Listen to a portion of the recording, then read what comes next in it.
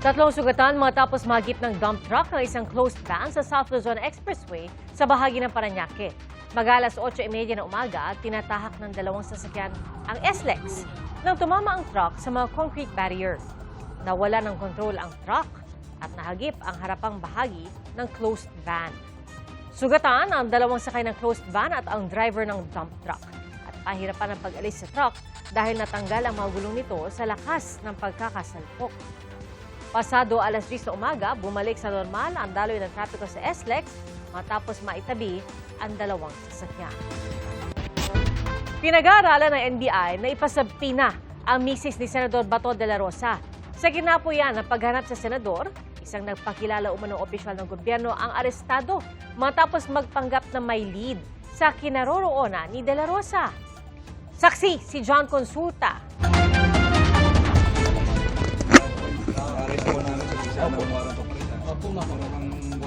Sa kanyang condo unit sa Novaliches, Quezon City, na-corner ang lalaking ito na ginagamit ang katauhan ng iba't ibang opisyal ng gobyerno para mangolekta ng kontribusyon. Bukod pa yan sa kasong estafa, kaya may arrest warrant na ang suspect. Nagpapanggap po siya ng different government officials from congressmen up to senators hanggang sa president po. There's a coordination from Presidential Security PMPSC, Presidential Security Command natin, together with our OTCD to apprehend this person who represent himself na kunyari siya secretary ng isang departamento, kunyari siya si First Lady. Lumalabas na may access ang suspect sa database ng mga cellphone numbers ng mga matataas na opisyal. Ayon sa NBI, may ginawa raw ang suspect na nauwi sa pagkabisto ng kanyang modus operandi. He pretended himself to have an information leading to the arrest of Senator Bato de la Rosa. I already sense na gusto niya mag-scam eh. Pinadalan ko ng a certain amount, maliit lang talaga na amount. Nung pinadalan ko na siya, sumusunod na humingi na ulit ng amount. Noon na raw ikinasa ang operasyon, nakuwanan din umalo ang suspect ng illegal na droga. Nang tanungin kung sino ang kanyang pinaka-boss. Hindi naman po halina. Congressman? Police? Okay. Police? Naharap siya sa reklamong estafa in relation to RA 1175 o Cybercrime Prevention Act. Taliwas sa pananaw ng kanyang abogado, fugitive from justice pa rin ang tingin ng NBI kay Senador Bato de la Rosa. Ginagamit na raw ng NBI ang kanilang regional offices para sa surveillance. Anything is possible. He can be in Mindanao, he can be in Visayas, he can be in Metro Manila. So, kaya po lahat yung tinitinanin. Ayon sa NBI, kabilang sa posibleng isyuhan ng supina ang kanyang asawang si Nancy, kaugnay sa mga post nito sa social media. Of course, we're contemplating on issues of subpoena to his wife also. Kasi may statement siya yung wife niya, if you will recall, sa sa online news nyo, that what happened on May 13, yun yung ginamit na opportunity ni Senator Bato to escape the arrest. Sinisikap namin makuha ang panig ng asawa ni De La Rosa tungkol dito. Ang DILG, pinag-iisipan kung mag-aalok ng pabuya para mahanap ang senador. Pwede, considering that, but apparently it's not effective yet, so hindi namin kung anong kailangan. Umapil na sila kay De La Rosa na sumuko at igagalang naman daw ang kanyang karapatan. Please surrender. Gagalangin ka namin, your rights will be observed, but wag na natin patagalin to kasi baka hindi umuwi pa to sa hindi mo gusto. So, mabuti na mag-surrender ka na. Walang binanggit ang DILG Secretary kung meron pang senador na tinitignang tumulong kay De La Rosa matapos sabihin ng CIDG na well-planned at well-coordinated ang umunoy pagtakas. Pero may tanong ang kalihim kaugnay ng gulo sa Senado. Ilang oras bago umalos doon si De La Rosa. Our only question is when General Aplasca gave the order and said, we will arrest someone. The question is now, who ordered the arrest? Because the OSA does not act on his own. The Senate President, perhaps? Maybe. For those who he answers to, so we will ask him kung sino nagbigay ng order sa kanya. They know the consequences, especially it's cuddling and helping a person with warrant of arrest. Ako si John Consulta, ang inyong saksi. Nakaamba ang posibleng bawas presyo sa petrolyo sa susunod na linggo. Ayon sa Oil Industry Management Bureau ng Department of Energy, posibleng nasa 7 hanggang 8 piso ang bawas sa kada litro ng diesel.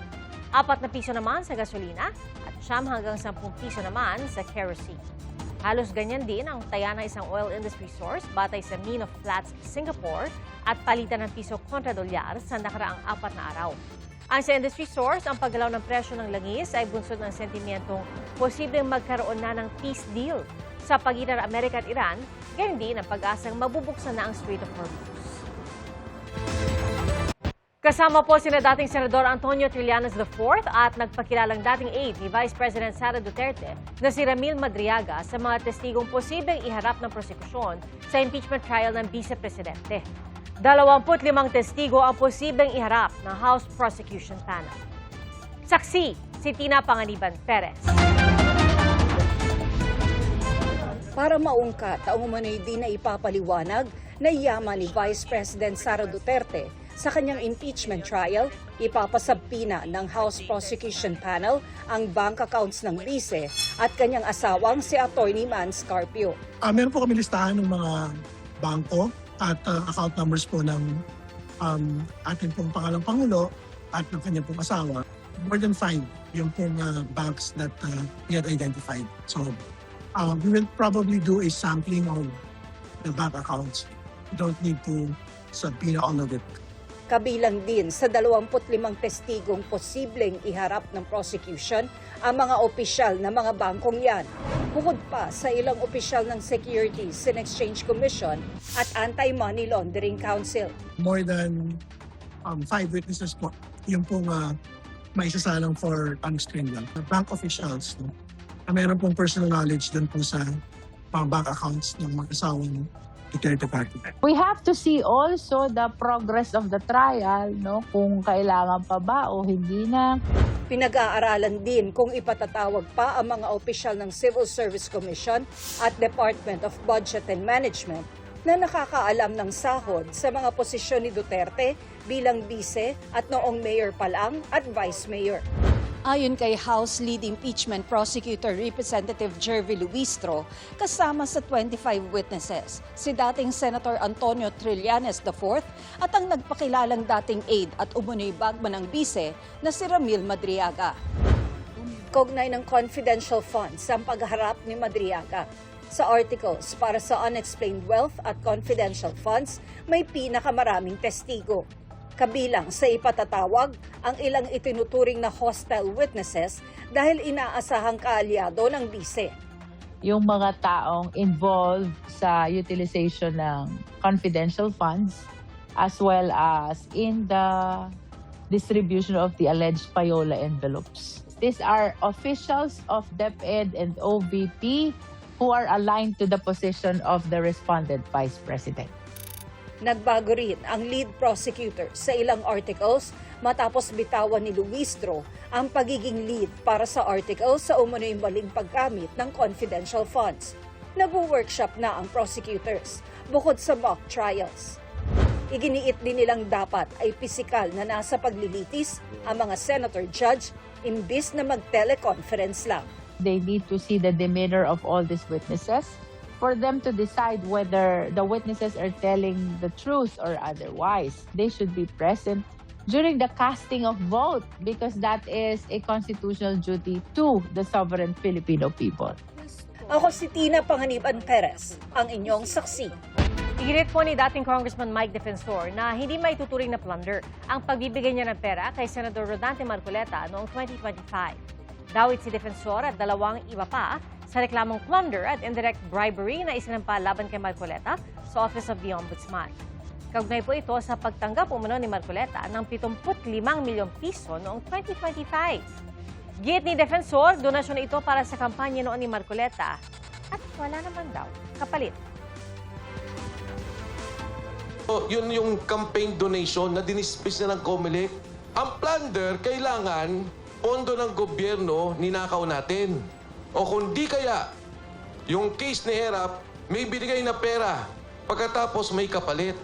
Eh wala namang kapalit. Wala namang hiningi. Posibleng dahil daw sa sobrang init kaya nawala ng malay ang 2 trainee ng Philippine Army sa kasagsagan ng kanilang pagsasanay. Namatay kinalaunan ang 2. Saksi, si Ian Cruz. Nakaburol ngayon sa Tarlac City ang mga labi ng 2 trainee ng Philippine Army. Ayon sa Philippine Army, nawala ng malay ang 2 nitong Martes sa kasagsagan ng pagsasanay sa training command ng Philippine Army sa Capas, Tarlac. Itong 2 trainee natin nag-collapse during the formation. So nagkaroon sila ng formation around 1 p.m. ng hapon at doon na nag-collapse. This is their second day nung kanilang formal training. Kanina, nakiramay sa burol ang 2 malapit na kaibigan ng isa sa mga trainee. Gusto niya magsundalo, sir, kasi pares kami ng sitwasyon yan, sir. Gusto rin namin alam mo na, sir, kaawang sa hirapan and then mataguyod yung pamilya, sir. Nang makausap namin sa telepono ang ina ng isa sa mga trainee, sinabi niyang ang kanyang tanging hiling ay maiuwi na ang bangkay ng anak. Ayon sa Philippine Army, pasado naman daw sa physical at mental exam ang 2 trainee, kaya nakapasok sila sa programa ng Philippine Army. Nagsasagawa na ng internal investigation ng Training Command para matukoy ang sanhi ng pagpanaw ng 2. Pero base sa inisyal na investigasyon, Wala namang na indication ng foul play. Kumbaga, ang isang tinitingnan natin dito is the weather, dahil sa sobrang init din doon sa Tarlac City ngayon. However, we are still waiting for the final result ng medical investigations na ginawa from the Tarlac Provincial Hospital at para makita talaga natin kung anong real cause ng kanilang pag-collapse during the formation. kasunod ng insidente, umapila sa publiko ang Philippine Army na huwag magpakalat ng hindi beripikadong impormasyon kung bakit nasawi ang 2 trainee. Handa raw umalalay ang Philippine Army sa kaanak ng mga biktima, lalo na sa paghahatid sa mga labi nila pauwi ng Mindanao. Ako si Ian Cruz, ang inyong saksi. Lumakas pa po bilang severe tropical storm ang bagyong Dome. Huling namataan ang sentro ng bagyo, 1,055 kilometers silangan ng gitnang Luzon. Ayon sa Pag-asa, posible itong umabot hanggang typhoon category.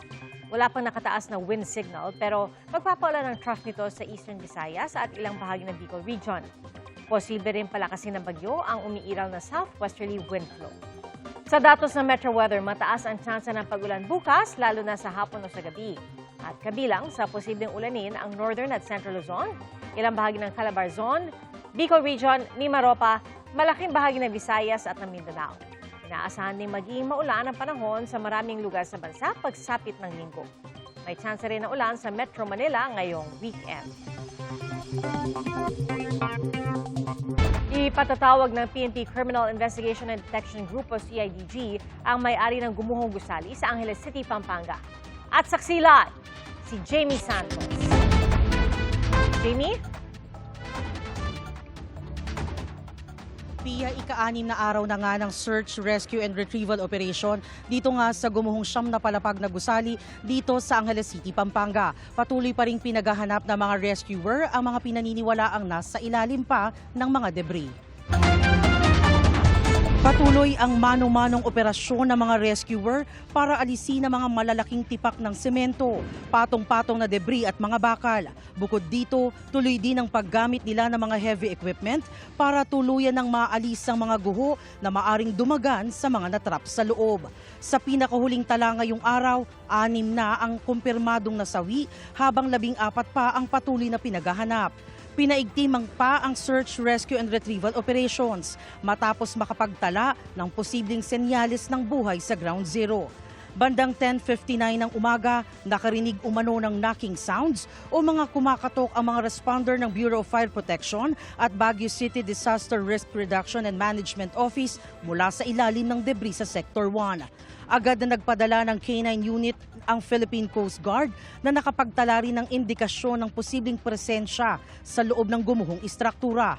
Kasunod nito, dumating ang Life Locator Unit mula sa City of San Fernando Disaster Risk Reduction and Management Office para magsagawa ng mas malalim na assessment. Gumamit na rin ang mga rescue team ng rescue radar equipment sa loob ng 30-meter radius para tukuyin ang mga natatanggap na signal at gabayan ng pagpapatuloy na operasyon. Bandang 2:50 ng hapon, nakapagtala naman ang rescue radar na 4 na gumagalaw na bagay sa ilalim ng gumuhong gusali. Dahil dito, lalo pang pinaigting ang search, rescue and retrieval operations para matukoy kung may mga posibleng survivor. Pinaalalahanan din ang publiko na mag-ingat sa mga nagpapanggap na kaanak ng mga naipit sa gusali o survivor. Isang lalaki kasi ang nasa kustodiya ng mga pulis matapos magpanggap na nakaligtas sa guho at nakakuha pa ng tulong mula sa DSWD. Ayon sa DILG, maglalabas ng sabpina ang CIDG sa may-ari ng gumuhong gusali. Pia, inaantabayan na natin ang update sa Unified Command kung ano itong mga naitala nilang gumagalaw na bagay nga para kung ano itong mga dumadating. Maari raw kasing hayop ito o may mga pinagmumulan ng galaw mula sa ibang bagay. Live mula rito sa Angeles City, ako si Jamie Santos, ang inyong saksi.